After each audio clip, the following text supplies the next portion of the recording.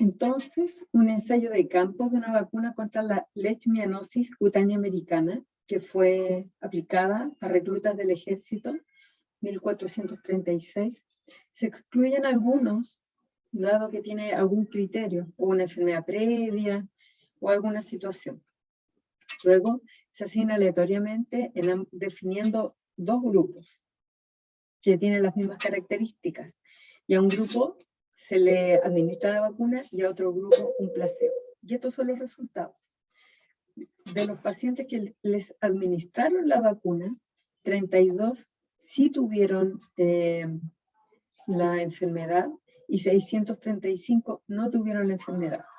Del grupo placebo, que no se le administró la vacuna, sí tuvieron la enfermedad 37 de ellos y no tuvieron 608.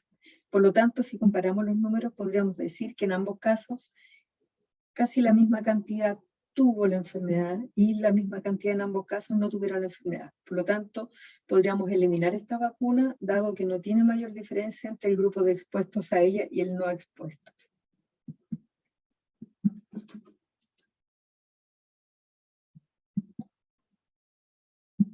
Entonces, los ensayos sobre terreno, ensayos de campo, como en este ejemplo, la asignación de los participantes a los distintos grupos de tratamiento fue mediante aleatorización. El método de ensayo de campo puede utilizarse para evaluar intervenciones destinadas a reducir la exposición sin que sea preciso medir necesariamente sus efectos sobre la salud. Con este procedimiento se han estudiado, por ejemplo, distintos métodos de protección frente a la exposición a plaguicidas, determinaciones de niveles de plomo en sangre de niños. Ha mostrado la protección que se consigue cuando se elimina el plomo de pinturas de entorno domiciliario. Estos estudios de intervención suelen llevarse a cabo a pequeña escala y tienen costos reducidos. Los ensayos comunitarios o en comunidades, los grupos de tratamiento son en lugar de personas, comunidades. Este método resulta especialmente adecuado para investigar enfermedades que tienen su origen en condiciones sociales, sobre la que resulta más fácil intervenir de forma directa, tanto si se trata de conducta de grupos como si corresponde a la de individuos.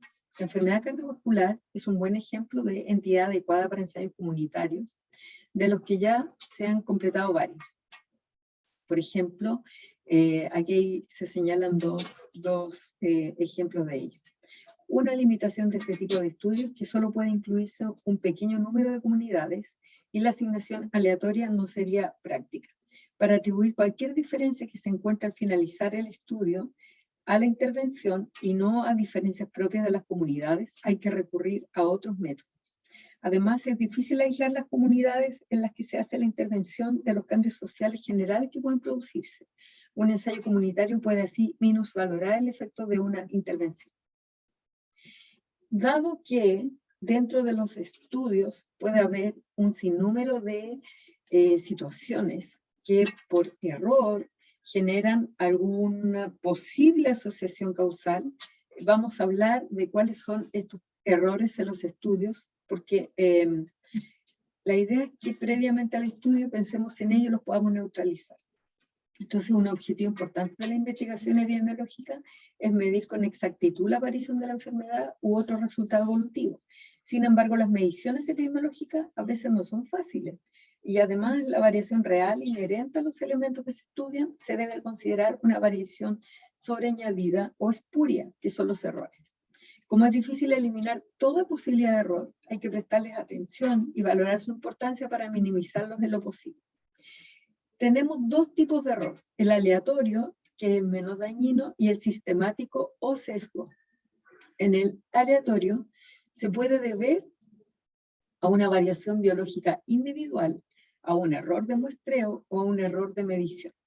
En cambio, los sesgos o sistemáticos pueden ser por sesgo de selección o por sesgo de medición o clasificación. También tenemos otro tipo de situación que nos puede afectar los resultados, que son los fenómenos de confusión. El error aleatorio es la diferencia debida al azar entre el valor de una observación en una muestra y el verdadero valor, y reduce la precisión de las medidas de asociación. El error de medición nunca puede eliminarse del todo, ya que solo es posible estudiar una muestra de la población y no hay medición alguna perfectamente exacta. Este tipo de error puede reducirse si se hacen mediciones cuidadosas de la exposición y del resultado final, de forma que las mediciones en cada individuo sean todo lo precisas que sea posible. Y en cambio el error de muestreo forma parte del proceso de selección de los participantes en el estudio, que siempre son una muestra de una población mayor. La mejor forma de reducirlo es aumentar el tamaño de la muestra. Hablamos de sesgo cuando existe alguna tendencia que produce resultados que difieren sistemáticamente de los valores verdaderos. Se introducen en un estudio y dan como resultado una estimación incorrecta del parámetro o del efecto de interés. Por lo tanto, la ausencia de errores sistemáticos o sesgos confiere validez interna a un estudio. Cuando un estudio tiene error sistemático pequeño, se considera que es de exactitud elevada. ¿Cuáles son las posibles causas? Habitualmente no hay control sobre los participantes en estudios epidemiológicos. A menudo resulta difícil obtener muestras que sean representativas de la población originaria. Algunas variables de interés en epidemiología son especialmente difíciles de medir. Por ejemplo, tipo de personalidad, los hábitos de consumo de alcohol, lo que tiene relación fundamentalmente con estudios de tipo cualitativo. Las exposiciones previas a condiciones ambientales que cambian rápidamente. El origen del error sistemático en epidemiología puede ser diverso. A grandes rasgos, los sesgos se pueden deber a la forma en que se seleccionan los sujetos de estudio, que son los sesgos de selección, o la manera en que recogíamos la información, que son sesgos de información. El de selección se produce cuando existe una diferencia sistemática entre las características de la población seleccionada para un estudio y las características de la población no seleccionada. Entonces puede haber un sesgo de autoselección en que las personas que responden a la invitación son aquellos que están preocupados porque saben que están expuestos a un factor de riesgo y que pueden tener una enfermedad. En los estudios de salud infantil se necesita la cooperación de los padres. Y podría haber un sesgo de selección con el nivel de ingreso, por ejemplo, de los padres o su nivel educacional. La ausencia de casos más graves en una exposición laboral, los casos más graves de asma ya se han retirado de ese tipo de trabajo. Entonces hay un sesgo que minimiza el efecto del agente. Si las personas que entran o permanecen en un estudio tienen características diferentes del resto, la estimación de la asociación entre exposición y resultado final resultará sesgada. En los estudios transversales, como por ejemplo los estudios de prevalencia, la forma en que se selecciona la muestra de sujetos o la presencia de no respuesta puede introducir sesgos de selección. En los longitudinales analíticos, los sesgos se presentan principalmente en estudios de casos y controles y en los retrospectivos en general, en los de cohortes, por ejemplo, donde tanto la exposición como la enfermedad ya han ocurrido al momento de iniciarse el estudio. Aquí puede haber sesgo en el caso de casos y controles, puede ocurrir cuando la identificación de individuos para la inclusión se basa en criterios diferentes según se trate de casos o controles. Y en los estudios de cohortes, si la clasificación de individuos en expuestos y no expuestos depende del desarrollo de la enfermedad de interés, también puede haber un sesgo de selección. En el caso de los ensayos clínicos, el único factor que interviene en la asignación de los individuos a los grupos de estudio es el azar. De todos modos, los prospectivos, cualquiera de ellos, ya sea cohorte o ensayo clínico, las pérdidas durante el seguimiento pueden dar lugar a un sesgo de selección, por ejemplo. Y también puede ser en la selección del grupo control. Los analíticos se basan en que el grupo de estudio y el de referencia son comparables por las variables pronósticas o predictoras de la respuesta, de forma que solo deberían diferir en la presencia o no del factor de estudio. En los ensayos clínicos aleatorios, la asignación aleatoria de los sujetos a los grupos de estudio tiende a asegurar esta comparabilidad al inicio del estudio. Esto es más difícil de asegurar en los estudios observacionales, especialmente en diseño de casos y controles y en los retrospectivos de cohorte. Entonces aquí hay un resumen que dice situaciones en las que puede haberse introducido un sesgo de selección en un estudio. En la selección del grupo control, en la pérdida de seguimiento, la supervivencia selectiva, muestra no representativa de la población de estudio, sesgo de detección, participación de voluntarios o efecto de autoselección. ¿Cuáles son las preguntas que me debería formular para evaluar la presencia de un sesgo? Si todos los participantes tienen la misma probabilidad de haber recibido la intervención. Entonces aquí podría haber un sesgo de selección. Y en los ensayos clínicos se previene con la asignación al azar. Y hay diferentes mecanismos para ello. En los estudios observacionales se previene siguiendo criterios de selección muy estrictos. Los individuos que se pierden tienen la misma probabilidad de desarrollar la respuesta que aquellos que terminan el estudio. Aquí puede haber un sesgo de selección que limita la comparabilidad final del estudio. Habría que conocer los motivos y estudiar una muestra de los que se pierden para poder contestar la pregunta y poder interpretar los resultados. Otra pregunta podría ser la detección de la respuesta. ¿Se ha hecho con las mismas pruebas y con la misma intensidad en todos? Aquí puede haber un sesgo de información, en la cual se emplean técnicas de enmascaramiento de resultados falsos negativos, atenúa la asociación. La medición de la variable de respuesta es sensible y específica. Este es otro sesgo de información. En algunas ocasiones puede estimarse su magnitud o corregirse una vez finalizado el estudio. El sesgo de medición se produce cuando las mediciones o clasificaciones individuales de la enfermedad o de la exposición son inexactas. Es decir, no miden lo que se supone que deben medir. Ahí hay una explicación un poquito más detallada.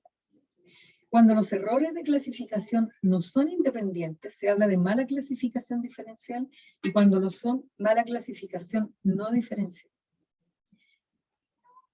¿Cuáles son los principales efectos de la mala clasificación? Cuando la enfermedad se clasifica como presente o ausente. La mala clasificación no diferencial hace que se diluya la asociación y en consecuencia se infraestima el efecto de interés.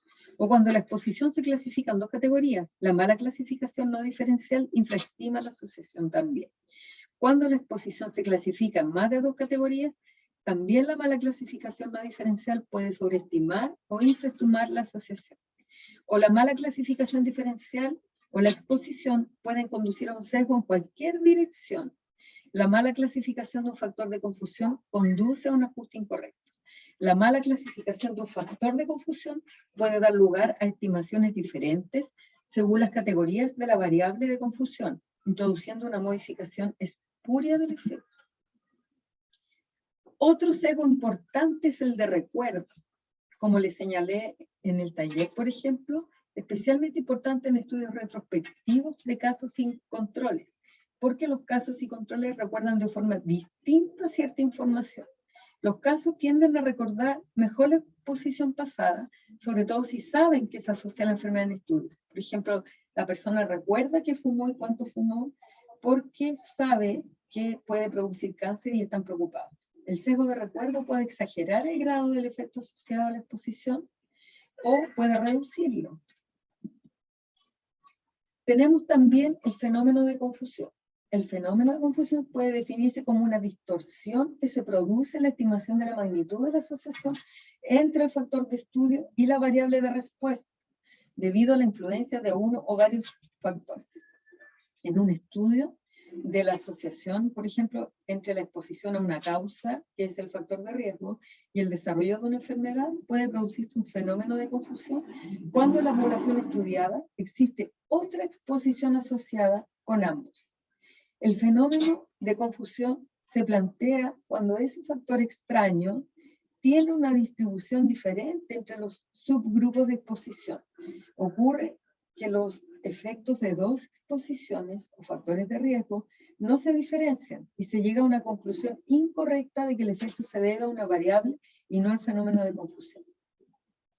Por ejemplo, si estudiamos la asociación entre consumo de tabaco y cáncer de pulmón, la edad sería un factor de confusión. Si la edad promedio de los no fumadores en la población estudiada es diferente a la de los fumadores, por ejemplo, si son personas mayores en el grupo control que en el grupo en estudio, o los casos, el cáncer aumenta con la edad. Por lo tanto, podemos pensar que aumentó en el grupo control, pero en verdad se debe a la edad, que son personas mayores. Podría tener gran influencia e incluso puede cambiar la dirección aparente de una asociación. Una vez controlado el fenómeno de confusión, una variable que parezca protectora puede resultar nociva. El fenómeno de confusión puede crear apariencia de una relación causa-efecto que no existe.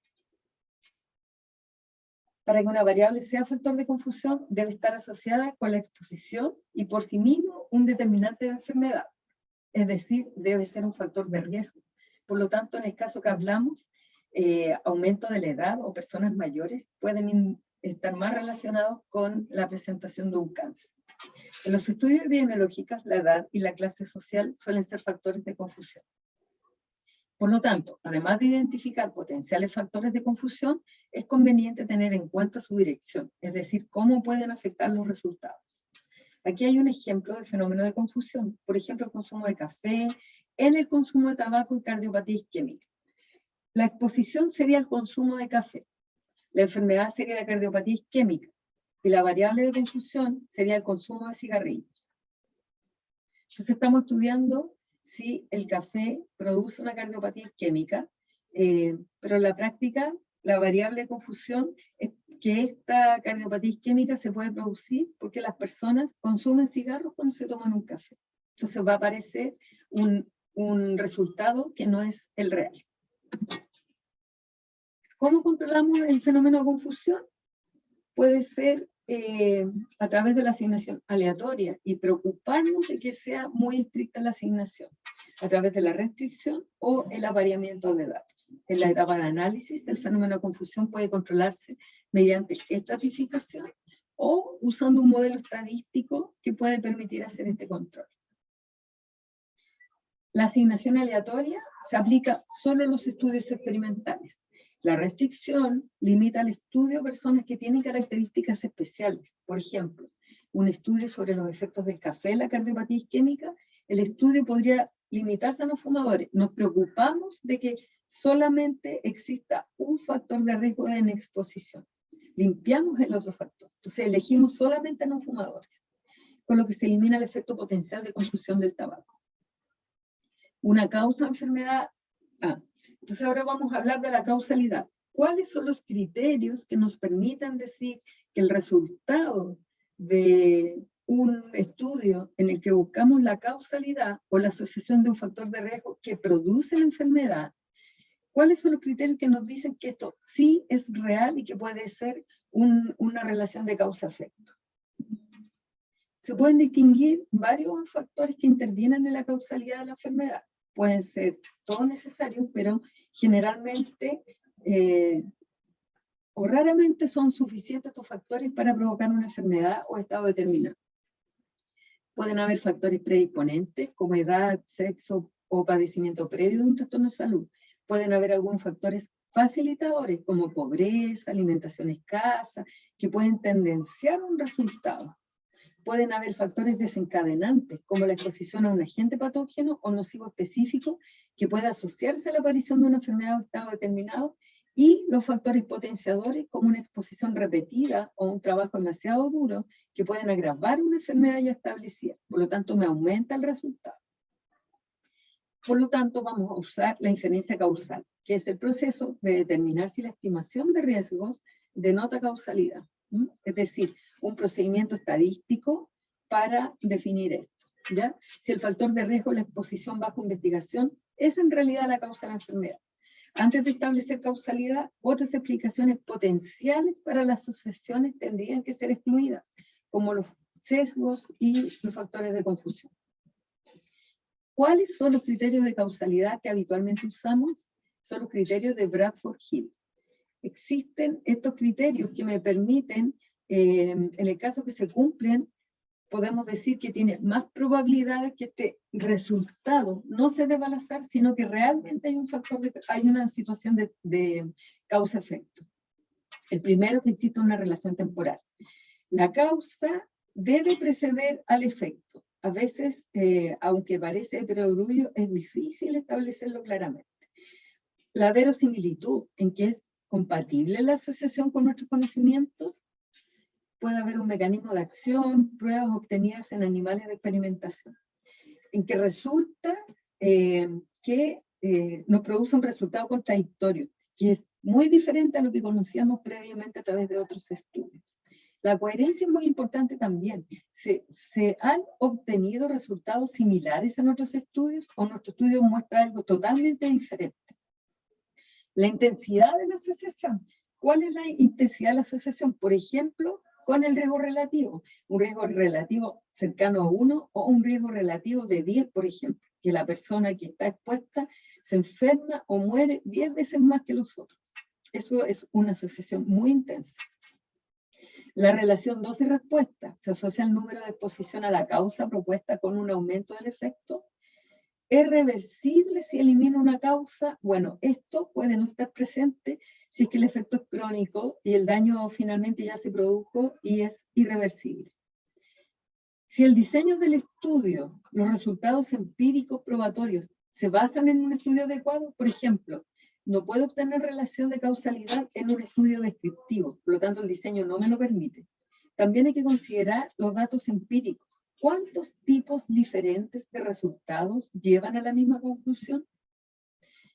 Y uno de los temas más importantes en el desarrollo de un estudio experimental son los aspectos éticos, que son varios.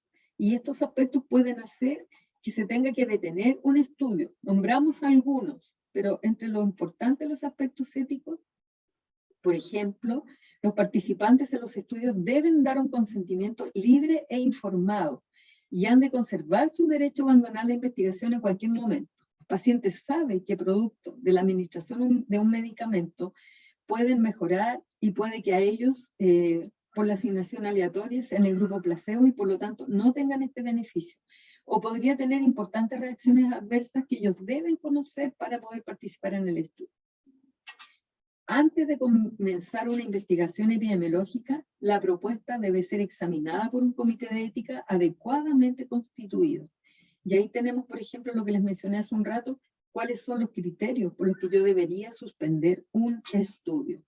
¿Ya? Eso sería la clase de hoy.